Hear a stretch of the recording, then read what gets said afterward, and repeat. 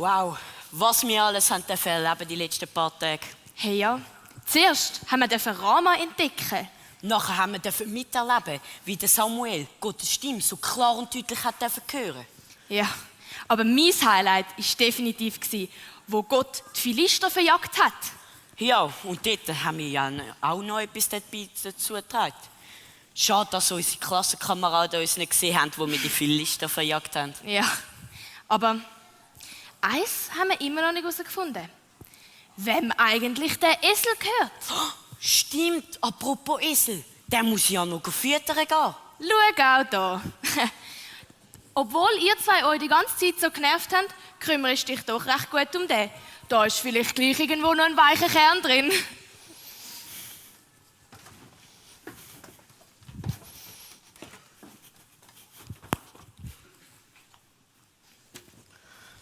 So.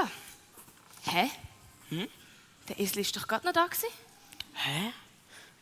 Komm, geh du mal dort um die Ecke schauen, ich schau da vorne. So. Hä? Ich finde ihn einfach nicht. Esel, komm führen, es ist nicht mehr lustig. Wo bist du? Ben, ich finde ihn einfach nicht. Ich kann nicht. Also, das ist doch komisch. Jetzt läuft er uns seit 3 Tagen auf Schritt und Tritt hinterher und jetzt so etwas. Irgendetwas stimmt da nicht. Meinst du, es hat ihm vielleicht irgendjemand mir einfach mitgenommen, so richtig kidnappt, so gestohlen, weißt du, also Ben, so genommen? ich weiss, was entführt heisst. Danke für deine Erklärung. Wir haben für das keine Zeit. Wir müssen ihn befreien. Ja, los, komm.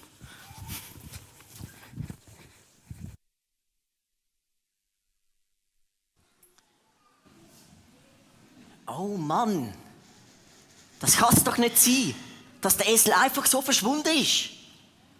Und mein Papi, der macht sich mittlerweile sicher mehr Sorgen um mich als um den blöden Esel. Ach Saul, zerbricht dir doch nicht so den Kopf um den Esel. Wir finden den sicher wieder.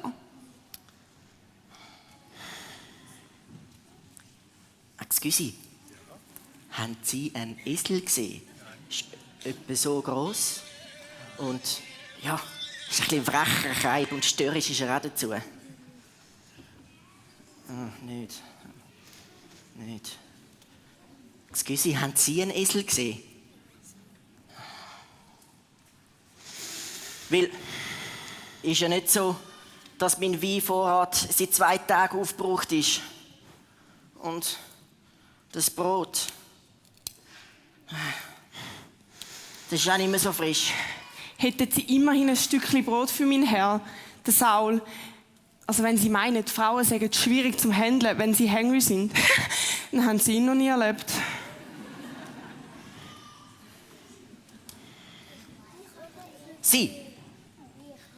Sie haben sicher einen Esel gesehen. Aber Moment, lassen Sie mich raten.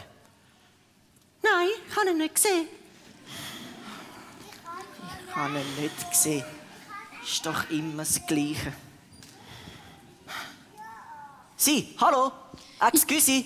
Ja, bitte? Haben Sie zufälligerweise einen Esel gesehen? Nein.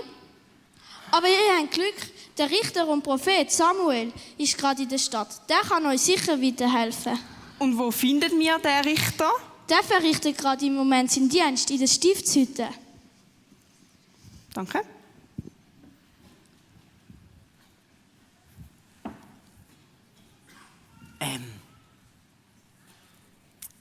Excuse. Richter Samuel, ist jemand rum? Saul, dich habe ich schon erwartet. Ich weiss, du hast eine lange Reise hinter dir. Aber bist beruhigt, dein Esel ist gefunden worden. Dem geht's gut. Aber Saul, ich würde gerne etwas mit dir besprechen. Ich würde vorschlagen, wir gehen zu mir heim, trinken einen Tee und ich erkläre dir, um was es geht. Ja, also gut. Ja, sicher, ja. Ja, gut. Dann gehst du für den Esel schon mal das Foto posten. Dann müssen wir das beim Heimweg nicht mehr machen. Gut?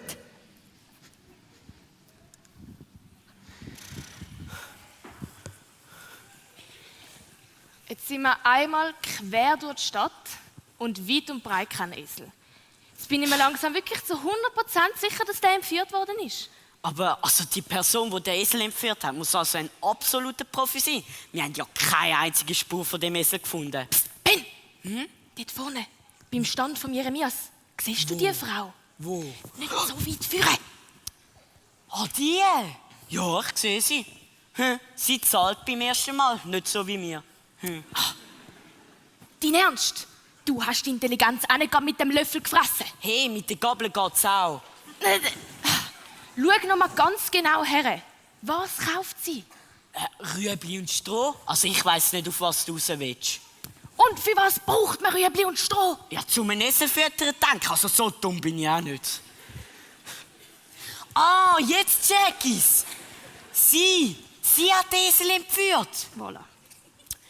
Komm, wir müssen etwas unternehmen, Lili. Ja, aber was dann? Ich hasse. Genau für diesen Moment haben wir so lange trainiert. Team, jetzt müssen wir fokussiert und schnell reagieren. Operation Gewitterwoche geht in die erste Phase. Ist das dein Ernst? Was soll das? Hey Lili, check's nicht. Genau für diesen Moment sind wir nächtelang wach geblieben und haben die 3 Fragezeichen Kids gelesen. Also, du hast mich überzeugt. Aber wir müssen vorsichtig sein. Nicht, dass sie uns noch davor kommt. Ich würde vorschlagen, du lenkst sie ab und ich schleiche mich von hinten an.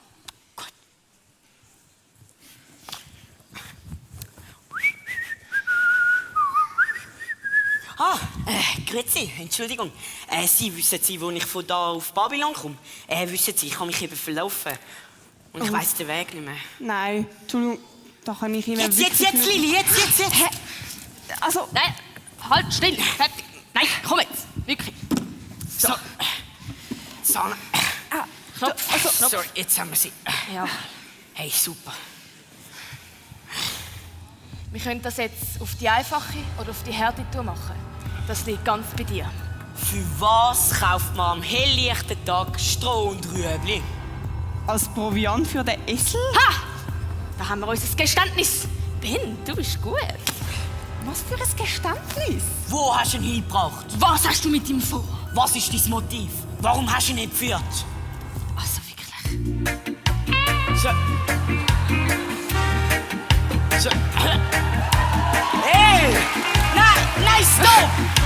Hey! Was soll das? Stopp, was soll das? Das Nein! versaut uns die ganze Stimmung. So nimmt uns doch keinen ernst. Also, nochmal von vorne. Warum hast du den Esel? Ben, Lili, was soll das? Was gibt das, wenn es fertig ist? Nehmt sofort wir- die Fesseln weg. Aber wir, also wir haben doch... Aber der Joel, Esel? jetzt nicht. Joel, du musst die 2 entschuldigen. Aber du kannst sie. Nein, Samuel, du verstehst das ganz falsch. Sie hat den Esel entführt. Von was redet denn ihr? Welcher Esel? Meint ihr etwa den, der in den letzten paar Tagen mit uns unterwegs war? Ja, welchen sonst? Joel, es tut mir mega leid. Ich hoffe, bei dir ist alles okay. Ich glaube, das ist ein riesiges Missverständnis. Kinder, das sind der Saul und seine Dienerin die Joel. Der Esel gehört ihnen. Was? Der war die ganze Zeit bei euch gewesen. Jetzt haben wir den überall gesucht. Ja, natürlich. In seinem Stall. So wie immer. Ben, das ist der Saul. Ben, das ist der Saul, Ben. Cool bleiben, Lili, cool bleiben. Oh mein Gott, das ist der Saul. Ein bisschen cooler, Lili, ein bisschen cooler. Du bist der Saul, der König Saul. Oh mein Gott, oh mein Gott, oh mein Gott. Oh mein Gott. Kisch hatte einen Sohn mit Namen Saul. Er war sehr schön, stattlich und kräftig gebaut.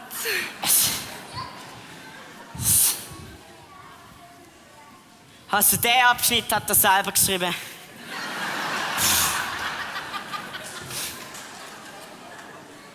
Samuel. Von was redet die genau? Also ja, ich bin ja schon der Saul. Aber auch ein einfacher Benjaminiter. Und meine Familie kommt aus der kleinsten Sippe. Aus dem kleinsten Stamm. Ich Ich habe dir doch schon mal gesagt, ein König kann ich nicht sein. Ich bin zu schüch, ich bin zu unsicher und ich habe doch keine Kampferfahrung. Geschweige Führungserfahrung. Nein, das ist ein Missverständnis. Du musst dich getauscht haben. Nein, irgendwo ist dein König da umeinander. Du hast ihn einfach gerade verpasst. Saul, ich verstehe deine Zweifel völlig. Das muss gerade alles recht überfordernd sein für dich, aber eins kannst du mir glauben. Gott macht keine Fehler. Er hat dich ganz bewusst auserwählt, auch wenn du es vielleicht noch nicht so siehst. Er ist in deinen Stärken stark und er wird dir alles Stück für Stück zeigen, was du wissen und können musst. Dich erwartet Großes. Ja, ich kann das jetzt gerade nicht so glauben. Aber ihr wirkt euch so sicher, als wüsstet ihr genau, was auf mich zukommt. Los, Saul, ich weiß auch nicht so genau, woher die zwei Kinder das Zeug amigs so wissen. Aber sie haben recht. Gott will dich brauchen. Er will mit dir Geschichte schreiben. Wow, dass wir das alles haben dürfen miterleben. Ein wahr gewordener Traum. Wenn der Saul wüsste, was alles noch auf ihn zukommt. Also, ich bin mehr gespannt, für was es Gott uns noch brauchen will. Hey ja, lass uns unsere Geschichte schreiben. Noch ein letztes Mal. Bam. Oben, unten, kling, ling, ling, high, low, in Kollision, gluck, gluck, gluck, Rakete bauen, wusch und bang!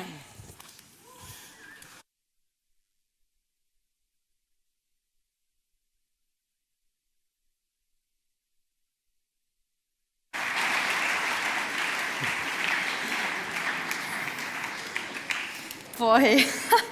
Endlich haben sie den Esel irgendwie wieder zuordnen. Genau, wir sind nämlich die ganze Woche auf der Suche gewesen, wo das der Esel angehört. Und jetzt haben wir es gefunden, er gehört einer prominenten, bekannten Person, dem Saul. Genau. Seit Anfang von unserer Geschichte ist nämlich irgendwie immer gedreht gewesen, dass die Leute einen König haben wollen Ja, oder genau. dass es besser wäre mit einem König. Und jetzt wissen wir endlich, wer das jetzt geworden ist. Aber ich glaube, es gibt noch ein paar Sachen zu dieser Geschichte anzuschauen. Und das wollen wir machen. Wir wollen heute in dieser kurzen Predigt in die Geschichte von Saul eintauchen. Und ich freue mich, dass Nadine und ich, der Timon, dürfen heute den Input halten. Wir sind beide Kids Church Leiter gewesen, oder sind es aktuell. Und schon viele an den Kids Days dabei gewesen. Und darum ist es eine grosse Ehre und eine Freude, dass wir heute die Geschichte von Saul anschauen dürfen. Und ich möchte zuerst einen Grundgedanken für die Predigt mitgeben. Und zwar haben wir schon am Donnerstag gehört, dass Gott uns geschaffen hat, dass er ganz verschiedene Sachen in uns hineingelegt hat. Wir haben da das grosse Geschenk gehabt. Und dass er uns wie so ein Lego-Haus ganz in verschiedenen Farben, verschiedenen Formen, mit mal Blümchen oder mit einem Auto drin geschaffen hat. Gott kennt uns, eben genau darum, weil er uns geschaffen hat. Und er hat eine Idee, ein Ziel, das er mit uns hin will. So wie er auch beim Saul eine Idee und ein Ziel gehabt hat. Und mit dieser Grundidee wollen wir in die Predigt starten und wir haben da noch etwas mitgenommen. Ein grosser Kompass. Und ich stelle den mal hier hin, wo er gut sichtbar ist. Und ein Kompass haben sicher viele von euch daheim, spätestens auf dem Handy, gibt es das ja mittlerweile auch. Und ein Kompass hilft uns, um einen Weg zu finden, damit wir zum Ziel kommen. Und darum werden wir auch etwa die auf den Kompass sprechen kommen. Genau. Dass der Saul nämlich die Nachricht bekommen hat, dass er König werden und hat gesalbt werden, hat extrem viel zusammenpassen. Habt ihr euch das schon mal überlegt? Ich habe nur ein paar Sachen mal rausgepickt. Und zwar, erstens mal hat Gott einen Grund finden, warum dass der Saul überhaupt so weit von daheim hat weg müssen. Nämlich die Eselinnen. Dann steht in der Bibel, dass der Diener vom Saul gewusst hat, dass der Samuel in dieser Stadt wohnt. Das heisst, Gott musste schauen, dass die richtige Person dann auch mit dem Saul unterwegs ist. Dann haben sie die Eselinnen, die abgehauen sind müssen, an den richtigen Ort. Dann haben sie zufälligerweise gerade den Samuel getroffen, oder, dort, wo sie in die Stadt gekommen sind, und so weiter. Und was ich auch mega beeindruckend finde, Gott hat den Samuel schon darauf vorbereitet, dass der Saul wird kommen und der Bescheid gewusst. Mega cool, wie wir in dieser Geschichte sehen, wie Gott einen Weg schafft für die Idee, die er über den Saul im Leben hat. Genau, wir erinnern uns gerade mal da wieder an das Symbol vom Kompass. Also Gott schafft einen Weg, er leitet uns, dass seine Ideen über unser Leben, die guten Ideen, können Wirklichkeit werden, wie ein Kompass. Genau, jetzt habe ich mir überlegt, ich erlebe das eben auch in meinem Leben. Das ist so cool. Ich möchte euch ein Beispiel erzählen. Ich habe es vor ein paar Jahren mal durch die Bibel aufs Herz bekommen, dass Menschen dürfen wie eng miteinander unterwegs sein und so im Glauben wachsen und ermutigt werden. Man könnte es vielleicht auch Jüngerschaft nennen, für die das etwas sagt. Genau. Und jetzt, es hat schon ein paar Sachen gegeben, so Ereignisse, die immer wieder so ein nächster Schritt sind auf dem Weg irgendwie oder in dieser Idee. Und das Neueste ist gerade, dass ich im Sommer mit einer Kollegin zusammenziehen kann, die genau den gleichen Wunsch, dass Menschen im Glauben wachsen und ermutigt werden, auf dem Herz hat. Und zwar war es so, sie hat einen Traum gehabt und hat so von einer Wohnung erfahren in Winterthur, die frei wird durch den Traum, und hat von Gott die Idee aufs Herz bekommen, dass dort in dieser Wohnung auch Leute ermutigt werden können. Und ich habe, ohne das zu wissen, habe ich ihr geschrieben, weil es ist meine beste Kollegin, und meine Wohnsituation hat sich geändert, so, hey, wie sieht es eigentlich mit dem Wohnen so bei dir aus? Und sie so, ja, sie hat da die Wohnung und eben so in Winti und genau die Idee. Und ich so, was, das passt ja mega gut. Und ich bin so überwältigt, wie Gott das irgendwie eingefädelt hat, bevor ich überhaupt etwas gewusst habe davon. Genau, dass wie die Idee, die er über mein Leben hat, kann weitergehen. Und mir ist der Vers in den Sinn gekommen aus Psalm 37,5. Dort steht, so ein bisschen frei übersetzt, vertrau Gott dein Leben an und vertrau ihm und er wird es richtig machen. Und ich möchte euch einfach so ermutigen, es macht so Freude, wenn die Ideen von Gott über unser Leben Wirklichkeit werden. Genau, er schafft einen Weg und er leitet uns an den Platz her, wo er uns herstellen möchte. Genau, wir haben also gehört, dass Gott die Idee hat und dass er so einen Weg schafft. Und, Nadine hat das gar nicht erwähnt, aber die einen von euch wissen, dass wer im Moment in Winterthur eine Wohnung sucht, schwierig. Gott schafft wirklich coole Wege auf sehr coole Arten, wie zum Beispiel durch den Traum. Gott möchte uns brauchen, er will uns an einen Platz stellen. Ja, was heisst es denn so ein bisschen ganz genau? Wir wollen dann noch einen Schritt ein bisschen weiter schauen, und zwar nochmal in die Geschichte vom Saul eintauchen. Den Saul selber haben wir ja vorher gesehen. Er selber hat, glaube ich, eher ein bisschen daran zweifelt, dass er König werden sollte. Er war sich nicht so sicher gewesen. Er hat gesagt, er sei ein Benjamiter. Er gehört zum kleinsten Stamm von Israel. Wir könnten sagen, zum kleinsten Kanton von Israel. Und er hat nicht geglaubt, dass er König werden könnte. Die Leute rundherum vielleicht schon ein bisschen eher, die einen im Theater. Der Saul selber hat eher gezweifelt. Was wir aber in der Geschichte von Gott sehen, was wir in der Bibel sehen, ist, dass Gott mit diesen Leuten auch seine Idee zum Ziel führt. Wir können uns zum Beispiel auch mal an König David erinnern. Der David, der auch nie gedacht hat, dass er als Schafhirt mal König wird. Oder auch Gladys Aylward, die Kinder, die in der Kids Church sind, können sich vielleicht an die Geschichte erinnern von dieser jungen Frau, kleine Frau, die auf China gegangen ist, um dort in die Mission zu gehen. Sie hat das zuerst selber nicht gedacht, dass sie das macht, und vor allem die Leute um sie herum hätten nie gedacht, dass sie das schafft und kann machen. Aber Gott hatte eine Idee gehabt. Er hat gewusst, ich will genau sie oder ich will genau den David an diesem Ort haben, an diesem Platz. Gott sieht uns tiefer ins Herz, als viele Menschen das sehen können. Und ich habe mich dann so ein bisschen gefragt, okay, Gott schafft einen Weg. Er macht so einen Weg parat, gibt uns wie so ein bisschen einen Kompass mit, wo das durchgehen soll. Und können wir einfach auf diesem Weg laufen? Oder gibt es vielleicht auch Sachen, die wir machen können? Gibt es etwas, wo wir dazu beitragen können? Und in der Bibel finden wir viele Anhaltspunkte, und ein Vers ist mir besonders herausgestochen, wo ich diesen Input vorbereitet habe. Und zwar steht der in Micha 6, Vers 8. Und ich lese ihn mal vor, ihr seht ihn schon auf dem Screen. Das ist nicht ganz einfach, darum werde ich auch noch ein bisschen etwas dazu erklären. Gott hat euch gesagt, was gut ist. Er fordert von uns Menschen nur, haltet euch ans Recht, begegnet einander mit Güte und lebt in Ehrfurcht vor Gott. Gott gibt es also weitere Sachen, die wir machen können. Und er von uns fordert oder wo er von uns wünscht, dass wir das machen. Das Erste ist, was wir dort sehen, ist Gott treu sein. Haltet euch als Recht, kann man sagen, Gott treu sein. Versucht zu leben, so wie er es sich wünscht. Unser Leben versuchen nach ihm auszurichten. Das Zweite ist, liebet einander. Da geht es um uns Menschen, dass wir einander helfen, dass wir Rücksicht nehmen aufeinander.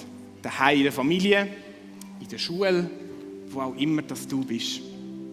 Und das Dritte, was dort vorkommt, ist Ehrfurcht vor Gott haben. Ehrfurcht vor Gott heisst, dass wir versuchen, dass wir unsere Augen auf Gott richten, dass wir ihn ehren wollen, dass wir ihm Danke sagen für das, was er tut. Weil er ist der mit uns reden will. Er ist der uns beschützt. Und wir sind sein Geschenk. Die 3 Sachen haben wir an den Kids Days hören. Genau. Und jetzt heute in dieser Predigt haben wir ja gehört, wie Gott eine Idee hat über unser Leben, weil er uns so gut kennt, er hat so gute Gedanken und wie er für die Sachen, die er im Sinn hat, mit uns auch einen Weg schafft. Und auch, dass wenn wir möchten, nach Gottes Willen unser Leben ausrichten, dass diese Wege dann Wirklichkeit werden können. Und ich wünsche euch das mega. Es macht so Spaß, mit dem Gott unterwegs zu sein. Und darum möchte ich jetzt gerade noch für das beten. Gott, du guter Papa, der uns so genau kennt, ich danke dir mega, hast du so gute Gedanken über unser Leben, über jedem einzelnen Kind und jeder einzelnen erwachsenen Person. Ich danke dir, Gott, Heiliger Geist, dass du jeden Tag mit uns unterwegs bist und uns leitest. Und ich bitte dich, dass du einen Weg schaffst, dass diese Ideen Wirklichkeit werden können. Bei all denen, die das möchten. Und ich danke dir auch, dass du in unseren Herzen wirkst, sodass wir unser Leben nach Gottes Willen ausrichten können. Amen.